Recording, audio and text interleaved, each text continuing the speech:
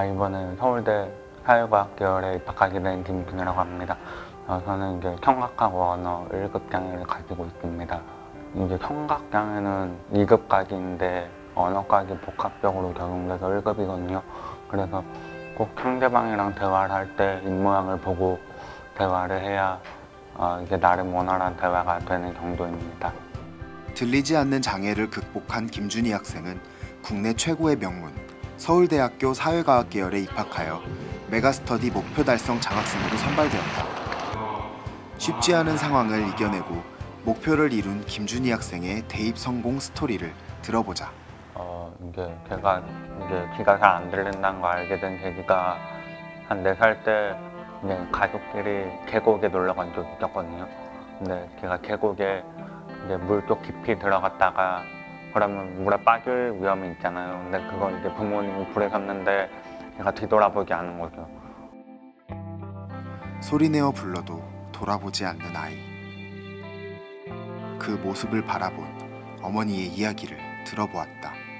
돌이 지났는데도 엄마, 아빠, 뭐 우유 이 정도의 단어에서 문장 구사를 못 하더라고요. 얘가 이제 어린이집을 가면서 선생님들이 아무래도 준이가 좀 듣는 게 좀 이상이 있는 것 같다라는 얘기를 듣고서 저희가 병원에 가서 검사를 해본 거죠. 이 아이는 앞으로 듣지 못할 거니까 말하지 못하고 듣지 못하고 이런 상황이라서 열심히 좋은 거 먹여주고 뭐 좋은 거 사달라는 거 사주고 이렇게 얘기하시더라고요. 보청기란 게 있는데 왜 저렇게 말씀을 하실까? 실은 제가 그때 이미 그거는 무지한 생각이었던 것 같은데 그래서 바로 보청기 상사 가서 보청기를 맞춰서 그때부터 또 제가 알아보고 언어 치료 시작하고 그게 이제 만 3살 됐을 때 일이에요. 뒤늦게 시작한 언어 치료. 들리지 않는 부족함을 채우기 위해 가족이 하나 되어 열심히 치료에 임했다고 한다.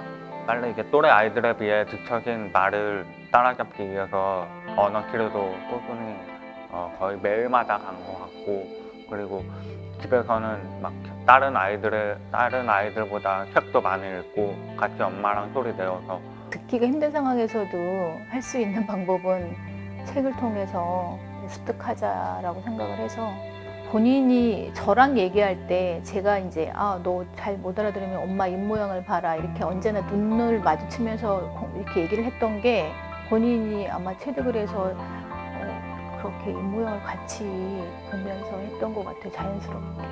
그러면서 이제 빨리 이게 따라잡고 그 이후에 그렇게 극복해왔던 것 같아요. 하루에 10권이 넘는 책을 소리내어 읽어가며 부족한 부분을 채워나갔고, 그렇게 노력해온 시간이 발판이 되어 준이는 일반 학교에 진학할 수 있었다고 한다. 처음으로 이제 애들을 만나는 거잖아요. 유치원 말고. 그러면 애들이 저한테 물어봐요. 이제 귀에 달린 게 뭐냐고. 보청기를 끼고 있으니까 이게 뭔지에 대한 궁금증과 만져보고 싶어 하기도 하고 뭐 짓궂은 아이들이 이게 뭐냐라고 막 물어보기도 하고. 그러면 제가 일일이 답변을 해주죠.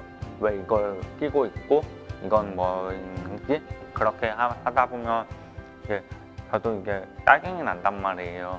조금 힘들었을 텐데도 실은 준이가 되게 밝았던 것 같아요. 성격이 밝고 잘 웃고 모든 아이들이 다 그렇게 준이한테 호의적이지는 않았을 건데 그래도 그걸 꾹 참고 애들한테 다 일일이 얘기해주고 제가 먼저 다가가고 그러니까 이게 생각보다 빠르게 애들하고 시끄럼 없이 잘 어울렸던 것 같아요. 특유의 밝은 성격은 적응하는 데에 큰 힘이 되었고, 그 과정을 거쳐 일반 중학교에 진학하면서 다른 아이들과 다를 바 없이 공부하는 법을 스스로 키워나갔다. 매 학년 초마다 이제 선생님들이 저의 상황을 잘 모르시니까 교실에 돌아다니면서 수업을 하시잖아요. 그런 경우에 입모양을 제가 보지 못했단 말이에요. 그래서 제가 교무실에 가서 모든 선생님들한테 저의 상황을 말씀드리고 양해를 구해서 가까이 배경을 해달라고 부탁드렸고, 입모양을 가급적이면 보여주시면서 수업을 해달라고 부탁드리면서 그때부터 열심히 들은 거를 복습하고 그러면서 극복을 했던 것 같아요. 고등학교를 진학 그걸 앞에 두고 학교를 어디로 갈 것인가 하는 과정에서 선생님이 이런 말씀을 하셨어요. 준이야, 너는 여기 학교에 가서 서울대를 가라, 이렇게 하셨대요. 저랑 준이랑 그 얘기를 듣고서 저는 속으로 준이가 서울대 가능할까? 서울대는 감히 생각을 못 해봤거든요. 내가 거기를 갈 능력이 되는지 안 되는지 모르겠지만 부모님한테 쫄라서 한번 서울대 전학해보고 싶다고 해서 이제 서울대 한번 갔다 오니까 너무 좋더라고요. 거기가 지나다니는 사람들이 다 똑똑해 보이고. 나중에 알고 보니까 그 3년 내내 그 서울대 배지를 샀었거든요. 그거를 자기 주머니에 넣고 다니면서 계속 마음속으로 다잡고 했다라는 얘기를 하더라고요. 목표가 생기고 나서 준이의 공부 실력은 불이 붙기 시작했다. 그러한 과정 속에서 준이는 공부를 뛰어넘어 자신의 장애마저도 이겨낼 수 있는 놀라운 사람으로 성장하고 있었다. 제가 못 알아들어서 다시 한 번만 설명해 주세요 이렇게 부탁드리면은 옆에 있는 애들한테도 미안하고 선생님한테도 죄송하고 그러니까 더 좋은 방법이 없을까 생각해보다가 인강이란 걸 알게 됐거든요. 그러니까 그 인강은 자기 방에서 혼자 못 알아들으면 뒤로가기 눌러서 계속 반복해서 듣고 그런 게 있다는 걸 알게 되니까 그때부터 인강을 접하게 되고 어떻게 보면 신세계를 만난 것 같아요.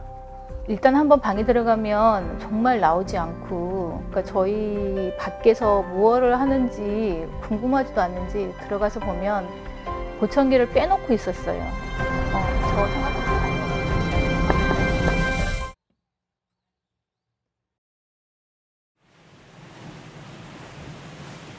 보청기를 빼고 공부하면은 이제 잔잔한 약간 파도 소리가 들린다고 해야 되나? 그런 느낌이거든요. 그래서 나 혼자 탁 트인 해변에서 공부하고 있다. 그런 느낌이었어요. 어떻게 평온하게 공부를 할 수 있을까 고민해보는 찰나에 내가 잘 못 듣는 것을 소음이 없는 그런 상황으로 긍정적으로 여기자라는 마음가짐으로 공부를 한 거죠. 자신이 처한 상황을 밀어내지 않고 조금 더 공부에 집중할 수 있는 방법으로 발전시킨 준이의 마음가짐은 앞으로의 삶에 있어 더 높은 꿈도 이뤄낼 수 있는 커다란 날개가 되어줄 것이다. 장애를 잘 받아들인 것 같아서 감사하다고 감사하죠. 포기하지 않으시고 계속 밀어붙이니까 이제 제가 여기까지 올 수 있었던 것 같아요. 저는 그거에 대해 감사함을 느끼고 있어요. 노력하면 안 되는 게 없다는 거를 정말 저희는 많이 체감을 한 거죠. 하루하루 나아지는 모습을 보이면서 주변 사람들한테 그걸 주변 사람들이 행복해하고 더 격려하는 모습, 이게 저를 더 열심히 하고자 하는 그런 마음을 가지게 했던 것 같아요. 원동력 같은 거랄까요?